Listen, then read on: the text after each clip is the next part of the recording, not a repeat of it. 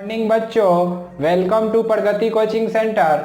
हम लोग पिछले क्लास में क्लास 9th के लिए संख्या के बारे में कुछ इंट्रोडक्शन पढ़े हुए थे और कुछ पॉइंट बच गया था। तो आइए आज हम लोग उसको बारी बारी से जान लेते हैं।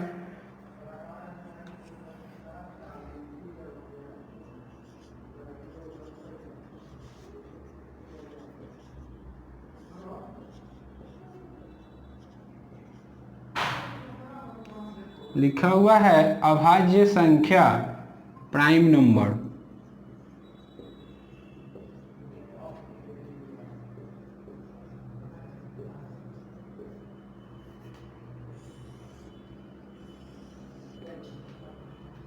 वैसी संख्या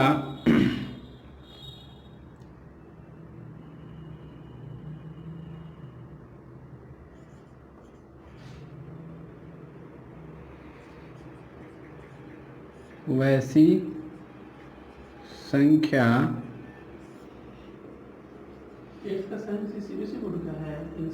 जिसका वैसी संख्या जिसका केवल दो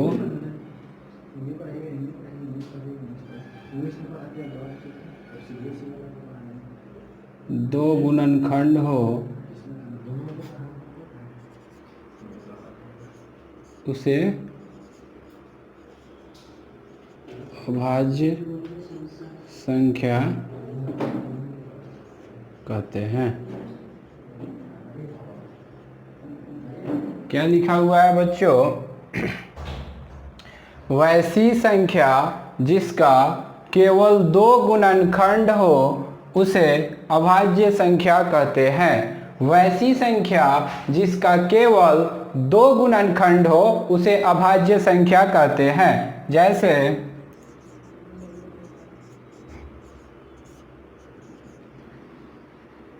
तीन ले लेते हैं तो क्या हो जाएगा? 3 का गुणनखंड क्या क्या हो जाएगा?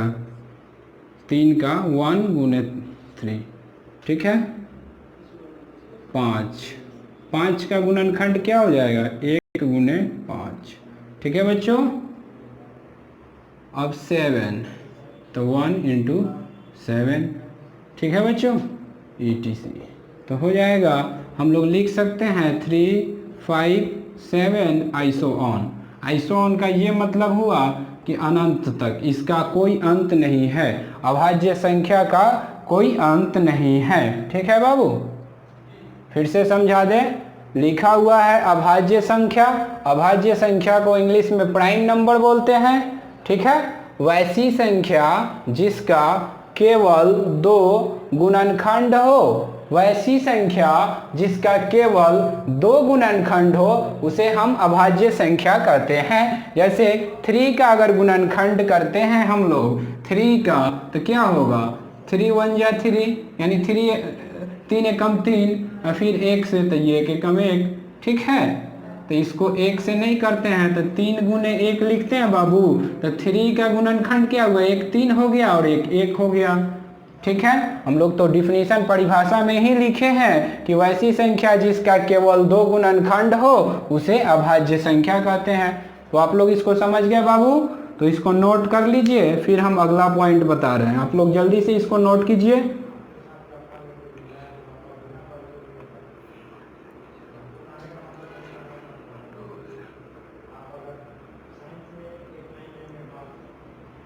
ठीक है बाबू, लिख लिए आप लोग?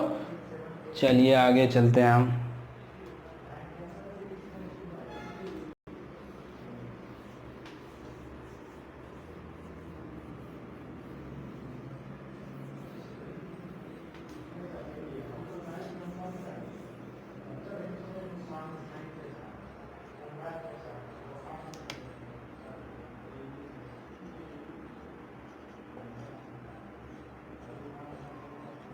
भाज्य संख्या, इंग्लिश में इसको कंपोजिट नंबर बोलते हैं। Composite number. चलिए तो इसके बारे में जानते हैं कि भाज्य संख्या क्या होता है। कंपोजिट नंबर वैसी संख्या वैसी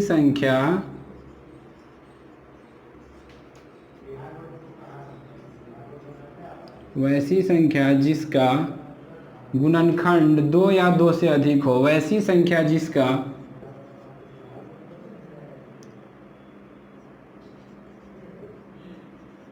गुणनखंड 2 या 2 से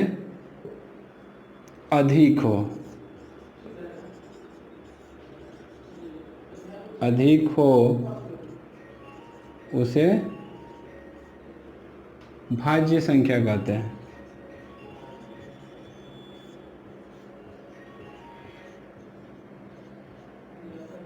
भाज्य संख्या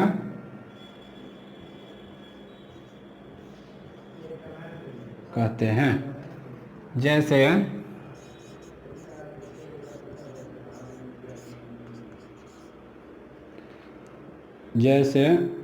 4, 6, 8 ऐसो ऑन। अब 4 कहने का मतलब हुआ बाबू, अगर 4 का हम लोग गुणनखंड करते हैं तो क्या हो जाएगा? एक तो 2 हो जाएगा, एक 1 हो जाएगा और एक 4 खुद से हो जाएगा। तो इसका कितना गुणनखंड हो गया? एक 2 हो गया, 1 2 3। तो यह 2 होना चाहिए, नहीं तो 2 से अधिक होना चाहिए। ठीक है, वैसी संख्या जिसका गुणनखंड 2 या 2 से अधिक हो उसे भाज्य संख्या कहते हैं। वैसी संख्या जिसका गुणनखंड 2 या 2 से अधिक हो उसे भाज्य संख्या कहते हैं। तो अगर बाबू हम लोग 4 लेते हैं तो 4 का गुणनखंड क्या क्या हो जाएगा? एक तो 1 हो जाएगा, एक 2 हो जाएगा, एक 4 खुद से हो जाएगा। तो यहाँ पे 3 गुणनखंड हो गया। सिमिलरली 6 का भी, 8 का भी, ऐसो ऑन। आगे भी नंबर्स हैं बहुत सारा, इन्फिनिटी। ठीक है, इसको आप लोग लिख लीजिए, लिखिए तो आगे बताते हैं।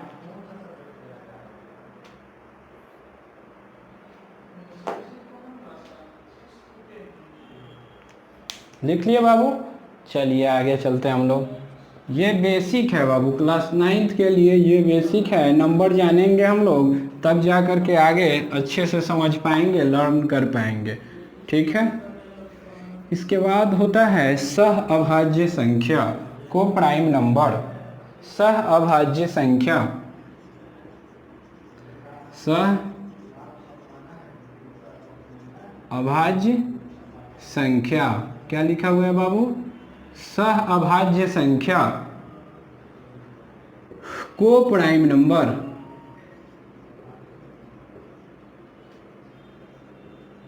को प्राइम नंबर। ठीक है, इसको आप लोग लिखिए, ये तीसरा पॉइंट होगा। लिखिए इसको, तो बता रहे हैं।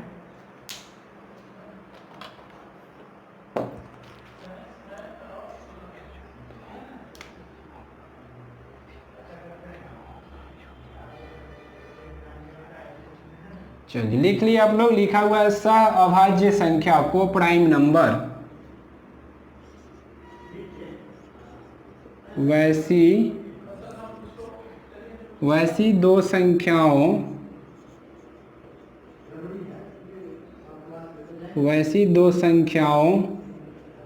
का युग्म, वैसी दो संख्याओं का युग्म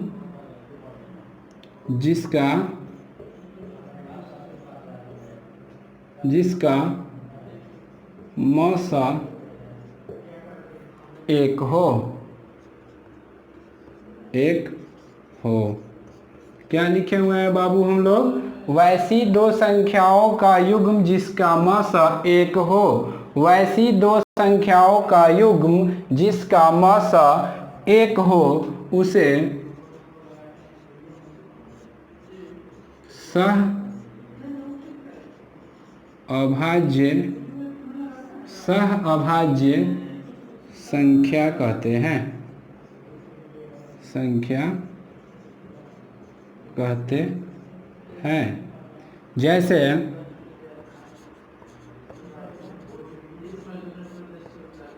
जैसे 2 और 5, ठीक है, 5 और 7, ऐसो ऑन। 2 और 5 कहने का मतलब हुआ प्यारे बच्चों कि 2 और 5 का मसा निकालेंगे तो 1 होना चाहिए। ठीक, वैसी संख्याओं का युग्म, तो युग्म वैसी दो संख्याओं का युग्म, तो दो संख्याओं का पेयर बनना चाहिए, हमेशा दो संख्या होना चाहिए। तो वैसी दो संख्याओं का युग्म जिसका मसा 1 हो उसे सह अभाज्य संख्या कहते हैं। तो यहाँ पे हम 2 और 5 लिए हैं, 2 और 5, तो 2 और 5 का मसा निकालिए। ठीक है, 2 दूना 4, घटाएंगे 1 दूना 2, तो ये कट जाएगा, तो यही ना मसा हुआ बाबू। तो जब मसा 1 हो जाएगा, वो संख्या का जो युग्म हम लिए हैं 2 और 5, उसका मसा 1 हो जाएगा, तो वो क्या हो जाएगा, सह अभाज्य संख्या हो जाएगा, को प्राइम नंबर हो जाएगा। ठीक है, उसके बाद 5 और 7 लिए हैं, इसको भी चेक कर लेते हैं। क्या लिए हैं बाबू, 5 और 7, तो इसका मसा निकालिए। ठीक है, 5 एकम 5, 2 दूना 4, 1 दूना 2, कट गया, तो मसा यही ना हुआ, मसा बराबर 1। तो हम लोग क्या लिखे हैं बाबू कि वैसी दो संख्याओं का युग्म जिसका मसा क्या हो, 1 हो, जिसका मसा 1 हो उसे सह अभाज्य संख्या कहते हैं। वैसी दो संख्याओं का युग्म जिसका मसा 1 हो उसे सह अभाज्य संख्या कहते हैं। तो यहाँ पे 5 7 लेते हैं, तो इसका मसा निकालिए। 1 अगर आ गया तो ये युग्म सही है, 1 नहीं आया तो गलत है। इसको आप लोग लिख लीजिए बाबू, ये समझने के लिए। ठीक है बाबू, और ये एग्जाम्पल है आपका। चलिए आप लोग इसको लिख लीजिए, लास्ट एक और पॉइंट बताएंगे, उसके बाद फिर अगले दिन। जल्दी से लिखिए आप लोग।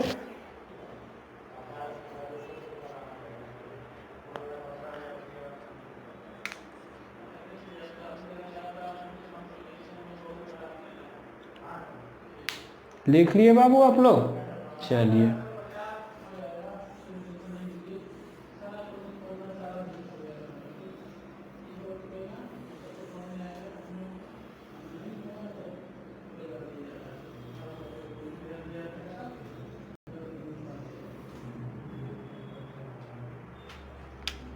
नेक्स्ट है बाबू परिमेय संख्या।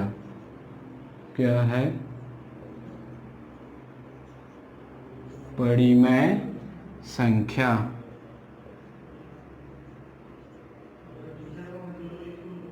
Rational number, rational number.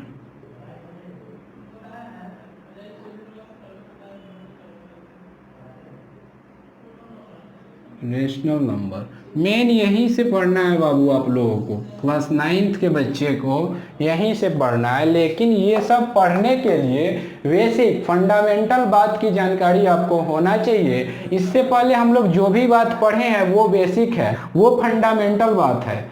ठीक है, परिमेय संख्या पढ़ने के लिए संख्या के बारे में जानना बहुत ही ऑथेंटिक बात है, बहुत ही ज़रूरी है। इसलिए हम लोग इससे पहले जो भी पढ़े हैं वो बेसिक बात पढ़े हैं। अब यहाँ से आपका क्लास स्टार्ट होता है जो आप लोगों को पढ़ना है। तो आइए, परिमेय संख्या किसे कहते हैं, परिमेय संख्या क्या होता है, रेशनल नंबर क्या होता है, इसके बारे में हम लोग जानते हैं। तो वैसी संख्या, वैसी संख्या जो P बाई क्यू, ठीक है, P बाई क्यू के रूप में लिखा गया हो, लिखा गया हो, उसे हम परिमेय संख्या कहते हैं। उसे परिमेय संख्या कहते हैं। जैसे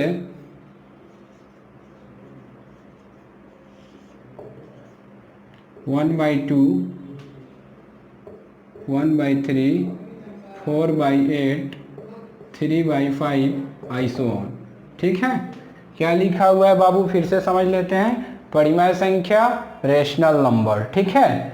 वैसी संख्या जो p/q के रूप में लिखा गया हो उसे हम लोग परिमेय संख्या कहते हैं, p/q के रूप में। और q = नॉट 0, q का जो वैल्यू होगा वो 0 कभी नहीं होगा।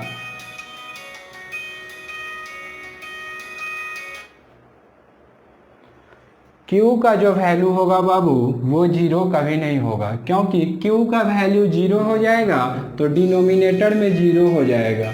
ठीक है, q का जब वैल्यू 0 हो जाएगा तो डिनोमिनेटर में 0 हो जाएगा। तो किसी भी संख्या को अगर 0 से भाग देते हैं तो वो इन्फिनिटी हो जाता है। ठीक है, इसलिए q बराबर नॉट इक्वल टू 0। ठीक है, आप लोग इसको समझ गए होंगे अच्छे से।